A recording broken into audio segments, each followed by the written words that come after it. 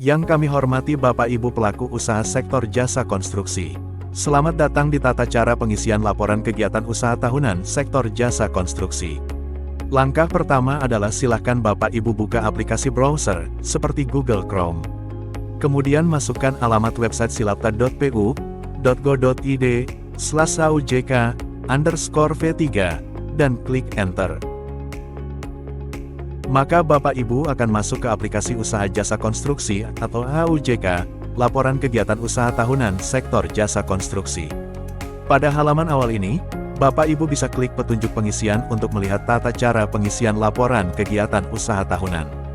Apabila Bapak Ibu mendapati kesulitan atau kendala dalam proses pengisiannya, dapat menghubungi ke kontak center kami yang tertera di menu kontak. Selanjutnya Bapak Ibu bisa klik masuk. Untuk bisa masuk ke aplikasi usaha jasa konstruksi, silakan masukkan username dan password menggunakan akun simpan. Pastikan username dan password yang dimasukkan sudah sesuai, lalu klik masuk. Setelah Bapak Ibu masuk ke aplikasi, akan muncul pop-up konfirmasi terkait ketentuan pengisian data laporan yang akan diisikan. Jika Bapak Ibu menyetujui ketentuan tersebut, silakan klik setuju. Pada halaman awal di bagian atas terdapat informasi jenis badan usaha dan nama badan usaha dari perusahaan Bapak Ibu. Pada aplikasi AUJK ini, terdapat 5 menu utama, yang terdiri dari, pertama master data, kedua data proyek, ketiga kewajiban atau kepatuhan pelaksanaan perizinan berusaha, keempat kinerja manajemen dan proyek, dan yang kelima kirim laporan. Untuk pengisiannya, silakan Bapak Ibu isikan data sesuai urutan pada menu yang tersedia. Kita masuk ke menu yang pertama, menu Master Data dengan klik Master Data. Pada menu Master Data terdapat 3 submenu, yaitu Profil, SBU, dan KSO. Masuk ke submenu Profil dengan klik Profil. Pada menu Profil terdapat beberapa tab menu.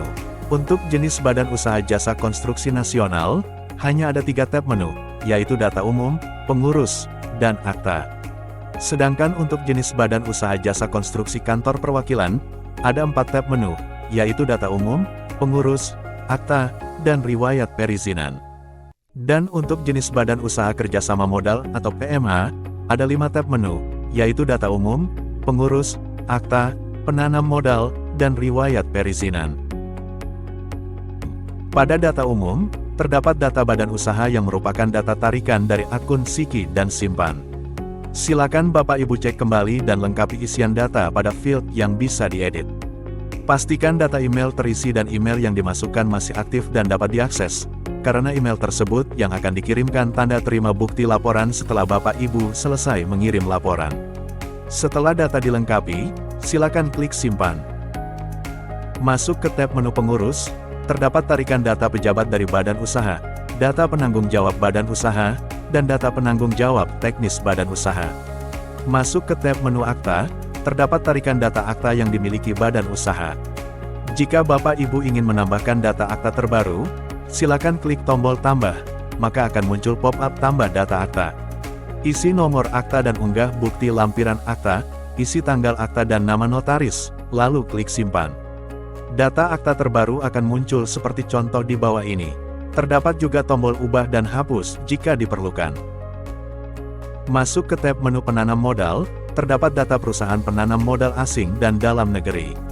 Klik data perusahaan penanam modal asing, klik tombol tambah untuk menambahkan data, maka akan muncul pop-up tambah data perusahaan penanam modal asing. Isi dan lengkapi data-data perusahaan penanam modal asing, beserta unggah bukti pada field yang tersedia, lalu klik simpan. Data penanam modal asing akan muncul seperti contoh berikut ini. Selanjutnya, klik data perusahaan penanam modal dalam negeri. Klik tombol tambah untuk menambahkan data, maka akan muncul pop-up tambah data perusahaan penanam modal dalam negeri. Isi dan lengkapi data-data perusahaan penanam modal dalam negeri, beserta unggah bukti pada field yang tersedia, lalu klik simpan. Data penanam modal dalam negeri akan muncul seperti contoh berikut ini. Klik tombol biru untuk menambahkan data subklasifikasi dan kualifikasi penanam modal. Pilih jenis usaha, sifat usaha, kualifikasi dan subklasifikasi. Dan klik tombol hijau untuk menyimpan data. Data subklasifikasi dan kualifikasi penanam modal dalam negeri akan muncul seperti contoh berikut ini. Masuk ke tab menu riwayat perizinan, Terdapat data riwayat perizinan yang dimiliki badan usaha. Klik tombol tambah, maka akan muncul pop-up tambah data izin. Isi nomor izin dan unggah bukti lampiran izin, isi tanggal terbit izin dan tanggal masa berlaku habis, lalu klik simpan. Data riwayat perizinan akan muncul seperti contoh berikut ini. Terdapat juga tombol ubah dan hapus jika diperlukan. Masuk ke submenu master data yang kedua, klik submenu SBU. Terdapat tarikan data sertifikat badan usaha yang dimiliki oleh badan usaha. Klik tombol biru pada kolom detail untuk melihat detail data sertifikat badan usaha. Masuk ke submenu master data yang ketiga, klik submenu KSO. Berisikan data mitra kerjasama operasi atau KSO. Terdapat dua tab menu, nama mitra dan SBU mitra. Pada tab menu nama mitra, isi data-data mitra perusahaan pada field yang tersedia, lalu klik simpan. Data mitra perusahaan akan muncul seperti contoh berikut ini. Selanjutnya, klik tab menu SBU mitra, pilih nama mitra perusahaan yang telah diisikan sebelumnya, isi data-data SBU pada field yang tersedia, lalu klik simpan. Data SBU mitra perusahaan akan muncul seperti contoh berikut ini. Klik tombol biru pada kolom data SBU untuk melihat detail data SBU. Pilih jenis usaha sesuai dengan data SBU yang dimiliki, sifat usaha, subklasifikasi, dan kualifikasi, lalu klik tombol hijau untuk menyimpan. Data detail SBU akan muncul seperti contoh berikut ini. Selanjutnya kita masuk ke menu yang kedua, menu data proyek dengan klik data proyek. Untuk menampilkan data proyek, yang pertama adalah pilih tahun pelaksanaan. Tahun pelaksanaan adalah tahun berakhirnya pelaksanaan kegiatan usaha sesuai data yang telah dicatatkan di aplikasi e-Simpan, bukan tahun pengisian laporan. Kita ambil contoh pengisian ini. Bapak Ibu ingin melaporkan kegiatan usaha tahun 2022, maka pilih tahun pelaksanaan 2022. Lalu klik tombol hijau tampil sinkronisasi data dari e-Simpan. Maka akan muncul daftar data proyek yang dimiliki badan usaha di tahun 2022. Selanjutnya, apabila badan usaha Bapak Ibu memiliki proyek yang belum tercatat di e-Simpan, silakan masuk ke tab menu belum tercatat di e-Simpan. Isi data-data proyek dan status proyek. Untuk status proyek terdapat dua jenis, yaitu sudah selesai namun belum tercatat, atau sedang dikerjakan. Terdapat juga informasi terkait status proyek, klik informasi pengisian. Untuk status belum tercatat, artinya proyek sudah selesai pada tahun pelaksanaan, tetapi belum tercatat di e-Simpan. Dan untuk status sedang dikerjakan artinya proyek belum selesai atau masih dalam proses pengerjaan. Setelah melengkapi data, silakan klik simpan. Data proyek belum tercatat di e-Simpan akan muncul seperti contoh berikut ini. Terdapat juga tombol hapus jika diperlukan. Jika badan usaha di tahun pelaksanaan tidak mempunyai proyek, maka silahkan masuk ke tab menu tidak ada proyek atau nihil. Terdapat pertanyaan apakah benar pada tahun pelaksanaan tidak ada proyek yang dikerjakan? Pilih ya, dan silakan buat surat pernyataan tidak melakukan pekerjaan jasa konstruksi sesuai dengan format yang tersedia dengan klik unduh format lampiran, kemudian unggah pada field yang tersedia. Dan unggah juga bukti laporan keuangan yang dimiliki badan usaha, lalu klik simpan. Selanjutnya kita masuk ke menu yang ketiga, menu kewajiban atau kepatuhan pelaksanaan perizinan berusaha. Terdapat dua submenu, badan usaha dan proyek. Kita masuk ke submenu badan usaha dengan klik badan usaha. Pada menu badan usaha terdapat tiga tab menu, yaitu peralatan, SMAP atau sistem manajemen anti penyuapan, dan proyek belum tercatat di e-Simpan. Sebelum mengisi data, pilih tahun pelaksanaan terlebih dahulu. Kemudian ke tab menu peralatan, terdapat informasi pengisian terkait jumlah peralatan yang harus diisi berdasarkan kualifikasi badan usaha. Selanjutnya, klik tombol tampil untuk menampilkan data SBU yang dimiliki. Lalu pilih SBU yang ingin dimasukkan data peralatannya dengan klik tombol pilih. Pilih status pemenuhan, apakah belum terpenuhi atau sudah terpenuhi. Jika pilih belum terpenuhi, unggah surat pernyataan komitmen bahwa akan memenuhi peralatan, kemudian klik simpan. Jika status pemenuhan peralatan sudah terpenuhi, isi nomor pencatatan sumber daya peralatan konstruksi beserta unggah bukti pada field yang tersedia. Pilih status kepemilikan peralatan. Jika sewa, isi tanggal mulai sewa peralatan dan tanggal berakhir sewa peralatan. Jika status kepemilikan peralatan adalah milik, isi tanggal pembelian. Dan isi berapa hari penyediaan peralatan proyek sebagai persyaratan kualifikasi sejak SBU konstruksi diterbitkan. Jika peralatan sudah terpenuhi saat pengajuan SBU, isi 0 hari. Kemudian klik simpan, data peralatan akan muncul seperti contoh berikut ini. Lakukan hal yang sama pada tiap SBU yang dimiliki. Selanjutnya masuk ke tab menu SMAP, terdapat pertanyaan apakah telah memenuhi kewajiban Sistem Manajemen Anti Penyuapan atau SMAP. Pilih, ya, jika telah memenuhi kewajiban dan unggah bukti lampiran. Lalu masukkan tanggal dilaporkan pada portal perizinan, dan klik simpan. Tetapi jika belum memenuhi kewajiban SMAP, pilih tidak, dan klik simpan. Selanjutnya masuk ke tab menu proyek belum tercatat di simpan. Terdapat pertanyaan apakah terdapat proyek yang belum tercatat di simpan atau yang sedang dikerjakan. Pilih, ya, jika terdapat proyek yang belum tercatat atau sedang dikerjakan, maka akan muncul tarikan data proyek yang telah diinput di menu data proyek sebelumnya. Dan jika tidak terdapat proyek yang belum tercatat di simpan atau yang sedang dikerjakan, maka pilih tidak, dan klik simpan.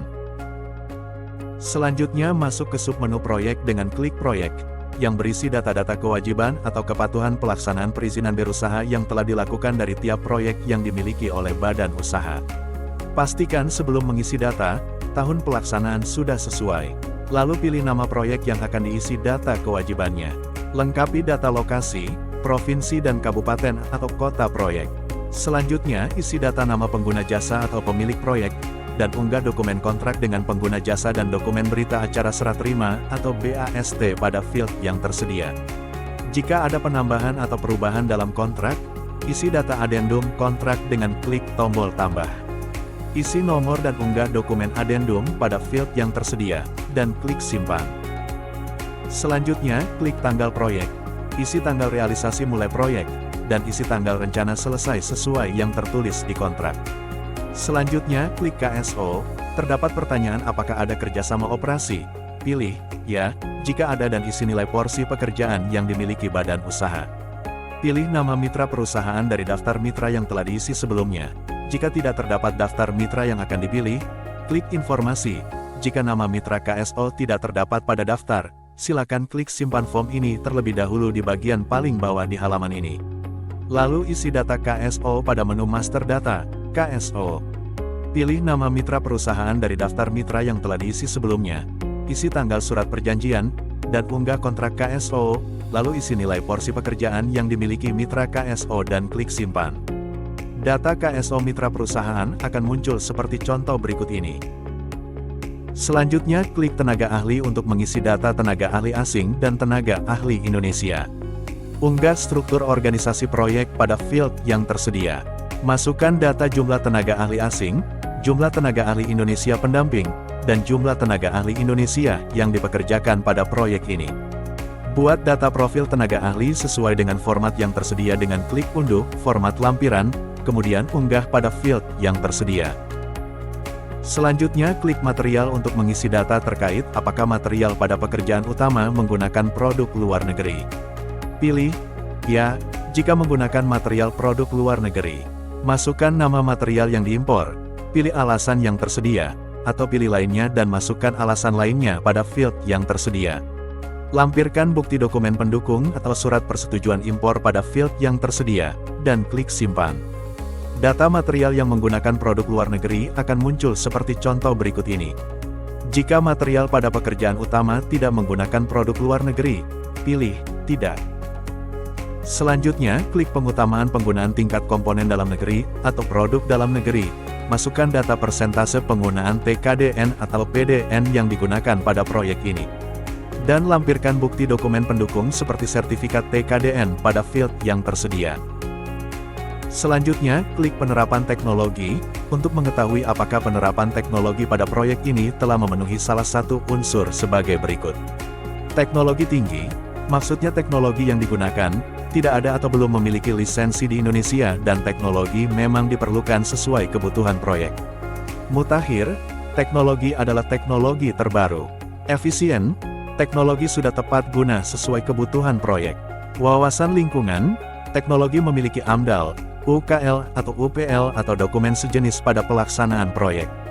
Kearifan lokal, Teknologi menggunakan material lokal, dioperasikan oleh tenaga kerja lokal dan sesuai budaya lokal. Jawab: ya, jika penerapan teknologi telah memenuhi salah satu unsur di atas, lalu unggah bukti lampiran pada field yang tersedia. Jawab tidak, jika tidak memenuhi salah satu unsur di atas. Selanjutnya, klik alih teknologi, untuk mengetahui apakah di dalam proyek ini telah menyusun profil penggunaan, pemanfaatan dan pengembangan teknologi. Alih teknologi yang dimaksud di sini adalah adanya proses pengalihan atau transfer kemampuan memanfaatkan dan menguasai ilmu pengetahuan dan teknologi antar lembaga, badan atau orang, baik yang berada dalam lingkungan dalam negeri, maupun yang berasal dari luar negeri ke dalam negeri, atau sebaliknya. Pilih ya jika telah menyusun profil tersebut. Lalu unggah bukti lampiran pada field yang tersedia. Pilih tidak jika tidak ada alih teknologi, dan klik simpan. Jika sudah tersimpan, kembali ke bagian atas ke data proyek, dan pilih proyek lainnya, kemudian isi kembali data-data kewajiban yang dimiliki sesuai proyek yang dipilih, dan jangan lupa klik simpan dalam setiap prosesnya. Selanjutnya kita masuk ke menu yang keempat, menu kinerja manajemen dan proyek. Pada menu kinerja manajemen, berisi data-data perusahaan atau badan usaha sesuai indikator penilaian kinerja manajemen perusahaan. Sebelum mengisi, pilih tahun pelaksanaan terlebih dahulu. Kemudian masuk ke indikator penilaian kinerja manajemen yang pertama, terkait kemampuan keuangan.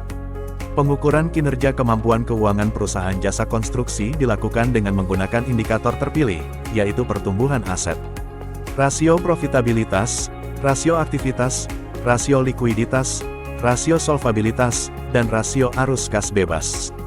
Silakan unggah bukti kemampuan keuangan berupa neraca keuangan hasil audit kantor akuntan publik yang teregistrasi sesuai dengan ketentuan peraturan perundang-undangan dan unggah juga bukti total aset. Selanjutnya silahkan isi dan lengkapi data-data indikator terpilih pada field yang tersedia. Terdapat pop-up penjelasan di tiap indikator dengan klik informasi, untuk memudahkan Bapak Ibu dalam memahami setiap indikator dan mendapatkan sumber informasi data yang akan diisi. Selanjutnya, ke indikator penilaian kinerja manajemen yang kedua, terkait kesehatan organisasi, yang terdiri dari perkembangan organisasi, manajemen operasi, pemanfaatan teknologi perangkat keras dan lunak dan peralatan proyek, dan perkembangan sumber daya manusia. Pada indikator perkembangan organisasi, terdapat subindikator terkait penerapan prinsip tata kelola perusahaan yang baik, atau GCG. Silahkan isi berapa tahun prinsip GCG sudah diterapkan perusahaan dan unggah bukti lampiran pada field yang tersedia. Kemudian isi jumlah sertifikat nasional dan atau internasional yang masih berlaku beserta unggah bukti lampiran pada field yang tersedia. Dan isi jumlah penghargaan keunggulan perusahaan yang diperoleh pada tahun 2022 beserta unggah bukti lampiran pada field yang tersedia. Terdapat pop-up penjelasan di tiap indikator dengan klik informasi. Isi dan lengkapi data serta unggah bukti pada field yang tersedia pada indikator lainnya, dan jangan lupa klik simpan. Nilai total kinerja manajemen dapat dilihat pada bagian kanan bawah. Selanjutnya masuk ke tab menu kinerja proyek. Pilih nama proyek yang ingin dimasukkan data kinerja, maka akan muncul indikator penilaian kinerja proyek yang sesuai dengan jenis usahanya. Karena jenis usaha pada proyek ini adalah pekerjaan konstruksi, maka indikator kinerja proyeknya terdiri dari kesesuaian tenaga ahli pelaksanaan konstruksi, kesesuaian peralatan proyek di lapangan, kesesuaian kualitas hasil pekerjaan fisik terpasang, tingkat keselamatan kerja, dan kesesuaian waktu penyelesaian pekerjaan konstruksi. Jika jenis usaha adalah pekerjaan konstruksi terintegrasi, maka indikator kinerja proyeknya sebagai berikut. Dan jika jenis usaha adalah jasa konsultansi konstruksi, maka indikator kinerja proyeknya adalah sebagai berikut. Masuk ke indikator penilaian kinerja proyek yang pertama, terkait kesesuaian tenaga ahli pelaksanaan konstruksi. Kesesuaian yang dimaksud terdiri dari kesesuaian jumlah tenaga ahli, kesesuaian disiplin ilmu tenaga ahli, kesesuaian pengalaman kerja tenaga ahli, dan kesesuaian sertifikat kompetensi kerja tenaga ahli. Isi data jumlah kesesuaian pada tiap indikator. Terdapat pop-up penjelasan di tiap indikator dengan klik informasi. Kemudian buat lampiran data kesesuaian sertifikat kompetensi kerja tenaga ahli sesuai dengan format yang tersedia dengan klik unduh format lampiran, lalu unggah pada field yang tersedia. Selanjutnya ke indikator penilaian kinerja proyek yang kedua, terkait kesesuaian peralatan proyek di lapangan. Isi jumlah peralatan yang dibutuhkan di proyek sesuai dokumen kontrak, dan jumlah peralatan yang tersedia di proyek. Kemudian buat lampiran data kesesuaian peralatan proyek, dengan klik unduh format lampiran, lalu unggah pada field yang tersedia. Selanjutnya ke indikator penilaian kinerja proyek yang ketiga, terkait kesesuaian kualitas hasil pekerjaan fisik terpasang.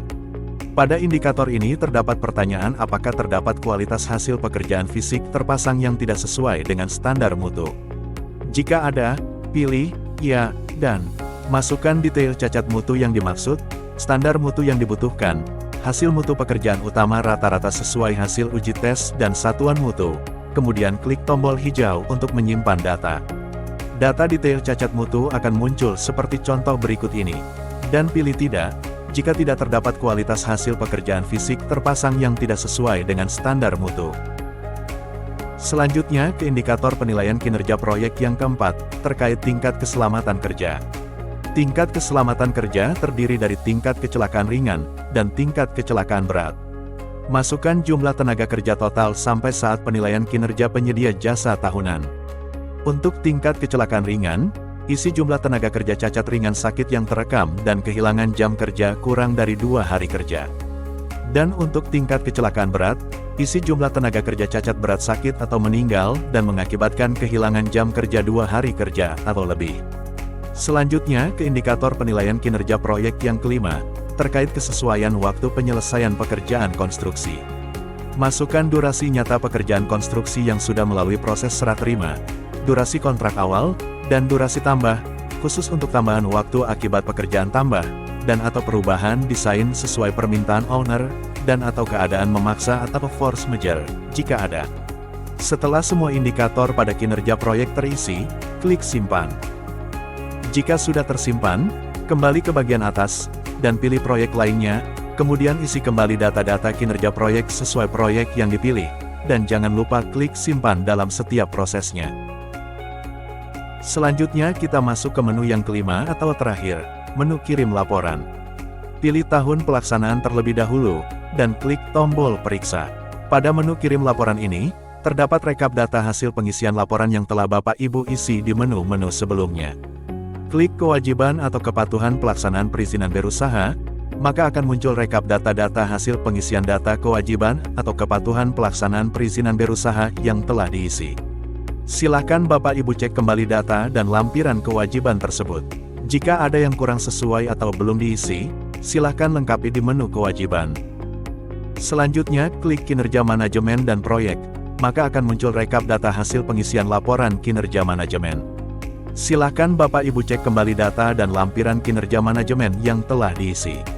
Pastikan data dan lampiran yang telah diisi sudah lengkap dan sesuai. Dan untuk kinerja proyek, klik tab menu proyek, kemudian klik tombol hijau pada nama proyek yang ingin dicek. Tunggu beberapa saat, maka akan muncul rekap data hasil pengisian laporan kinerja pada proyek yang dipilih. Pastikan data dan lampiran yang telah diisi sudah lengkap dan sesuai pada tiap proyek yang dimiliki. Kembali ke bagian atas, klik tab menu nilai, maka akan muncul tabel nilai kinerja proyek untuk tiap proyek. Terdapat juga tabel nilai kinerja penyedia jasa tahunan, yang terdiri dari nilai tertimbang kinerja proyek, nilai kinerja manajemen dan nilai total kinerja yang didapat dari hasil pengisian laporan kegiatan usaha tahunan. Setelah Bapak Ibu mengecek kembali data-data yang telah diisikan sudah lengkap dan sesuai, silahkan klik tombol kirim. Maka akan muncul pop-up pernyataan konfirmasi sebelum laporan dikirim. Jika Bapak Ibu menyetujui pernyataan tersebut, silakan klik atau centang pada tiap kotak yang tersedia, dan klik kirim. Tanda terima elektronik akan dikirimkan secara otomatis ke alamat email terdaftar. Silakan periksa folder inbox atau spam. Berikut contoh tanda terima yang akan Bapak Ibu terima setelah mengirim laporan. Dan pengisian laporan kegiatan usaha tahunan telah selesai. Jika Bapak Ibu membutuhkan informasi lebih lanjut terkait pengisian laporan kegiatan usaha tahunan, dapat menghubungi kami melalui kontak center yang tertera. Demikian, terima kasih atas perhatian Bapak Ibu. Wassalamualaikum warahmatullahi wabarakatuh.